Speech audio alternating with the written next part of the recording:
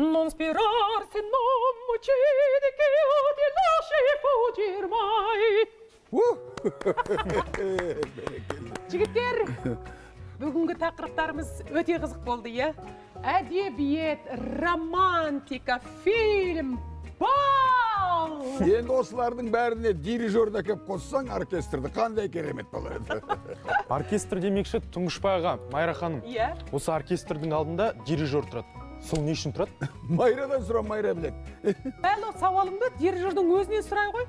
Ендеше қадірлі көрермен, біздің бүгінгі қонағымыз белгілі дирижер Мүслім Әмзе. Қонақта, ал өзі кеп қапты қарсылап алайық. Ассаламағалейкум, Мүслім бауырым. Қош келдің. Қош келдіңіз. Майра деден танысың. Жоғары шық. Ал Мүслім, қош келдің. Бұл өзі бір отбасылық біздің бағдарлама. Абылай, сен жаңа не дедің өзі? Дирижер не ағып тұрады оркестрдің алдында дедің бе? Сол сұрағыңды Майра айттың ба жаңа осы дирижердің өзіне қоя ғой. Мүслім аға, мысалы оркестрде отырған музыканттың бәрінің де музыкалық білімі бар. Консерваторияда оқыған бәрі. Одан қалсын алдарында ноталар тұрады. Сонда дирижер не үшін керек?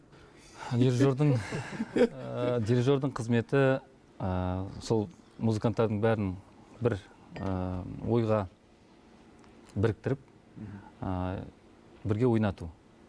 Жалпы дирижер деген сөздің өзі басқару деген сөзден шығады, француздың сөзінен. Және бір жетекші алдына шығып, бәрін бір ойға жұмылдырып, бірге ойнатуға көмек етеді. Фильмдағы режиссер сияқты осы. Иә, бір жетекші болмаса, ол қанша музыкант отырғанмен, қанша білімді саласы болғанмен, мысалы, көптің аты көп, бір шетінде отырған музыкант, екінші шетінде отырған музыканттың не ойнап отырғанын ести алмайды.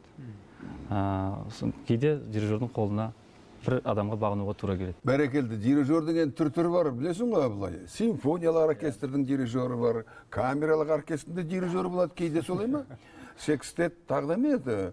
Квартет, олардың да ойнап тұрған музыканттың бір өзі иегі менен дирижер болатын бар ғой. Сол сияқты дирижер болады. Өзің қайсысын сонда? Әмбебап дирижерсің ба? Бәрінде басқара бересің ба? Олай десек те болады. Өйткені қазіргі қызметім Қазақстан Республикасы мемлекеттік академиялық симфониялық оркестрінде дирижер болып қызмет жасаймын. Және Нұрғиса Тілендиев атындағы фольклор-этнографиялық академиялық отырар саз оркестрінде дирижер болып қызмет жасаймын. Бәрекелді. Әлі халықтық музыкамен және симфониялық бағытта да жұмыс істеп жүрмін. Бірнеше жыл Абай атындағы мемлекеттік академиялық опера және балет театрында дирижер болып істедім. Енді бағытына келген кезде түрлі бағытпен жұмыс істеуге тура келеді қазір бізге. Және дирижердің түрлі бағытта жұмыс істеуі ол өз үшін өте бір керек тәжірибе деп ойлаймын. Бір бағытпен жүргеннен гөрі, өйткені операның өзіндік бір талаптары бар, балет өнерінде де солай, халықтық музыканы әрине сусындап өстік, бұл да бізге өте жақын жанр. Және симфониялық бағытта біз Европа музыкасын ойнаймыз. Және бұның бәріне үлкен тәжірибе береді деп ойлаймын. Мынау Бетховен дейміз, Моцарт дейміз, биік дәрежедегі өнер саңлақтары болса, ал енді біздің Құрманғазы, Тәттімбектің осындай біздің бабаларымыздың күйлерін қалай әлемге танытуға, биік дәрежеге көтеруге болады? Иә, бұл өте жақсы сұрақ, және жиі мазалайтын сұрақтың бірі. Біз өзіміз қазір өмірден, тәжірибеден көреміз. Әлемге белгілі Марин театры болсын, басқа да атақты оркестрлердің бәрі өз жерінде отырғаннан гөрі шетте көп гастрольдік сапарда болады. Мен де ойлаймын, неге осы біздің маңдайымызға біткен әзірге екі оркестріміз, Құрманғазы оркестрі мен отырар саз оркестрі сондай үлкен сахнада, үлкен турнеде жүрмеске деп. Және сол жүрген жердің бәрінде Европада, Европа композиторларының шығармаларын ойнағаннан гөрі өзіміздің қазақтың әндері мен күйлерін насихаттаса, ол үлкен беделге ие болар еді деп ойлаймын. Және оның алғы шарттарының бірі мүмкін министрлік тарапынан болар ма, үлкен бір жобалар ұйымдастырса, мысалы қазақтың домбыраға жазылған күйлерін оркестрге лайықтауда бір бәйге жарияласа. Содан ұтып, содан алған және сәтті шыққан шығармаларды халыққа насихаттап, және сол бағдарламамен шетелдегі үлкен концерт агенттіктермен мүмкін келісім шартқа отыруға болады. Мысалы, қай жағынан алсаңыз да біздің қазақ оркестрінің бізді әлем қызығып қарайтындай жөні бар да. Оның киімдері болсын, киімдері. Ой өрнегімен, бүкіл аспаптарымен оларға ерекше бір қызық болып көрінеді деп ойлаймын. Мысалға, тек қана күйдің формасының өзін алып қарасаңыз, оларға бір таңсық болып көрінер еді бұл нәрсе. Мысалға, олардың тыңдап жүрген увертюрасы болсын, операсы болсын, сонаты, концерт деп айтамыз, оның бәрінің өзінің белгілі бір формасы бар. Ал сол сияқты содан кем түспейтін біздің қазақтың күйінің де формасы бар.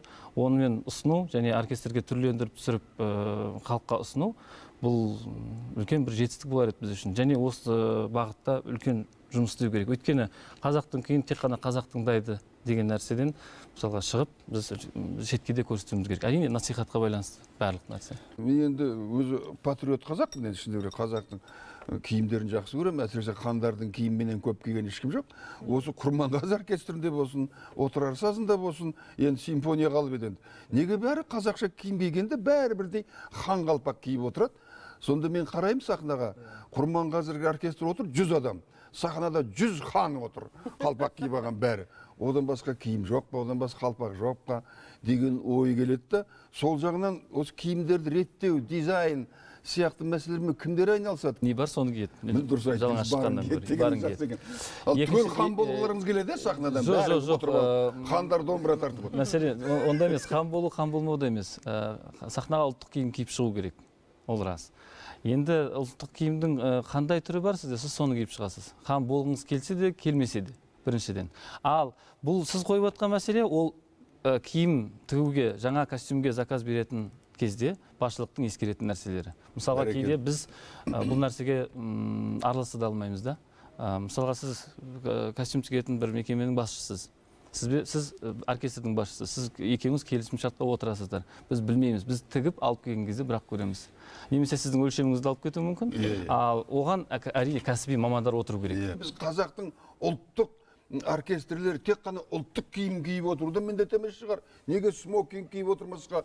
Құрманғазының керемет адай күйін ойнаған кезде шетелдің оркестрлерлері сияқты смокинг киіп алып тұрып ойнауға да болады. Соны қазақтың оркестрі екендігін бәрі таныту үшін ғана қазақша киінуіміз керек міндетті түрде. Енді бұл қазірше біздегі қалыптасқан дәстүр дейміз ба, сол әдет, қазақша киіммен шығу. Болмаса қазір шетелдің өзінде де шетелдің оркестрлері смокингпен шықпайды, қара көйлекпен шығады, немесе ортақ бір қара костюмшалармен шығады, кез келген галстук таға бересіз. Қызыл болсын, көк болсын да, ол немесе бір көйлекпен де шығады. Еркін отыратын бір формаға келген. Мынау дирижерлік, жақсы дирижер болуға жақсы қасиеттер керек па, жоқ, мінез, характерді сондай болу керек па, жоқ. Неге қазіргі уақытта көптеген пианистер дирижер болып жатыр? Сонда жақсы мен білетін пианистер қазір көбінесе сол дирижер таяғын алып дирижер болғысы келеді. Дирижердің әрине сахнаға шығып көпшілікпен жұмыс істеу деген оңай нәрсе емес. Қанша адам отырады? 80 адамнан 120 адамға шейін. Үлкен оркестрлерде 120 адамға дейін барады. Ал кіші оркестрлерде 70-ке шейін барады. 70 түрлі мінез, 70 түрлі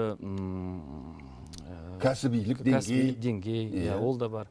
Олардың бәрін тілін табу, мысалы, оңай шаруа емес. Сондықтан кім өзінде Құдай берген қасиет болады. Мүмкін біреуде жаңағы сіз айтқанда диктаторлық қасиет жақсы болуы мүмкін. Немесе бір мақсатқа жету жолында қай жолды таңдап алады, ол сол дирижерға байланысты. Мүмкін бізде тарихта өте көп дирижерлардың бәрі әуелгі кезде 19 ғасыр мен 20 ғасырдың бәрінде дирижерлар бірыңғай диктатор болған.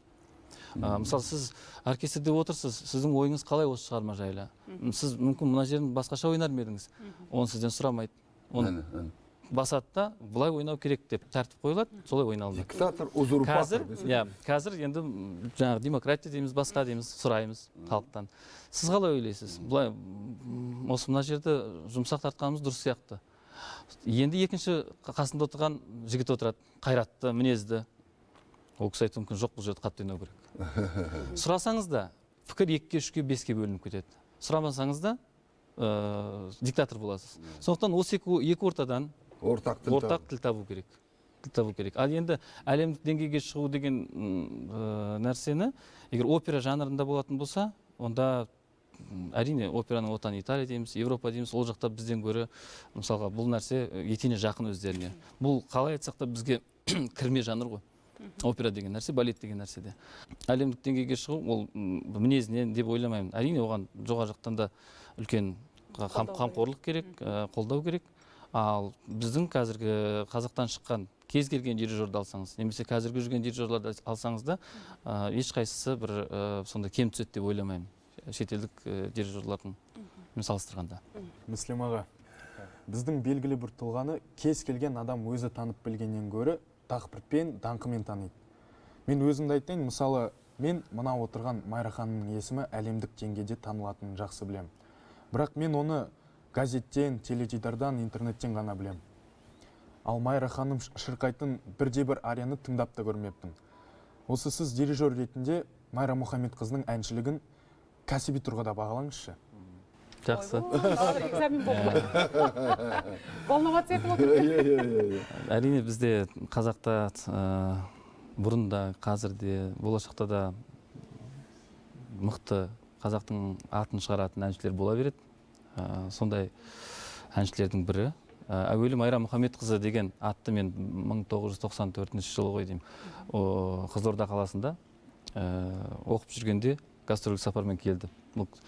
Жаңағы ағамыз Төлепберген Әбдірашевпен бірге келді. Сонда мен бірнеше әнін тыңдаған. Сол кезде құлағымда қалған. Одан кейін Алматыға келдік, оқыдық, көрдік, бірге жұмыс істестік. Бірақ бір спектакльде айту бізге бұйырған жоқ. Мүмкін болашақта тағы бірге айтармыз.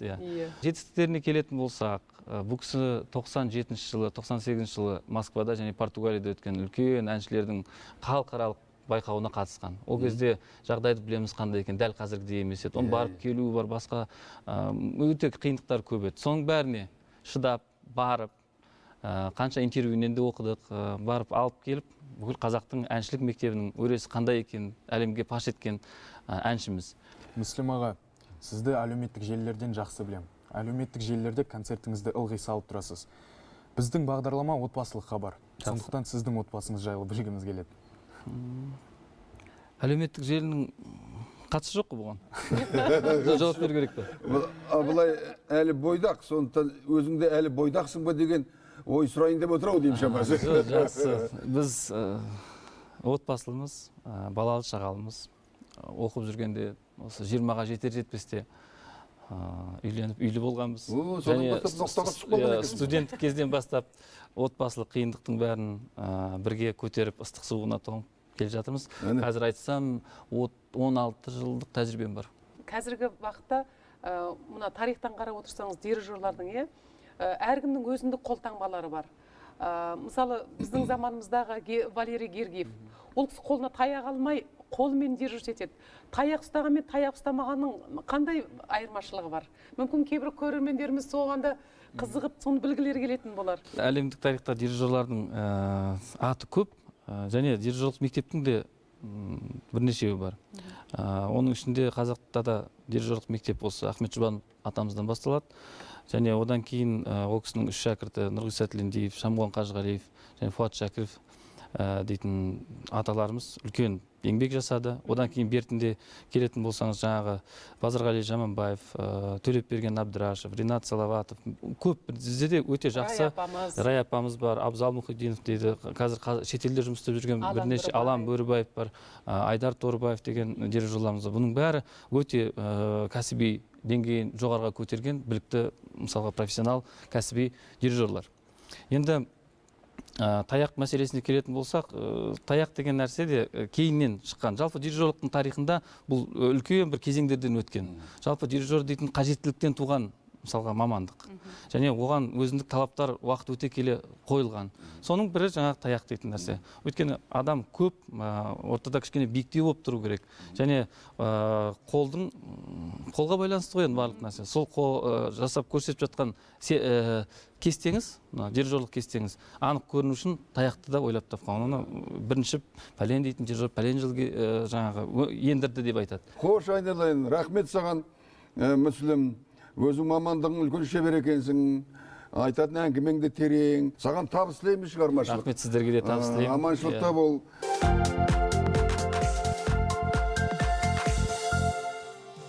Қызғылт сары мың бояуға малынып. Дала жатыр таң шапағы сан үміт. Иә, қадірлі көрермен, таң шапағы сан үміт. Сондықтан да ақ таңнан тек жақсылық күтіңіздер.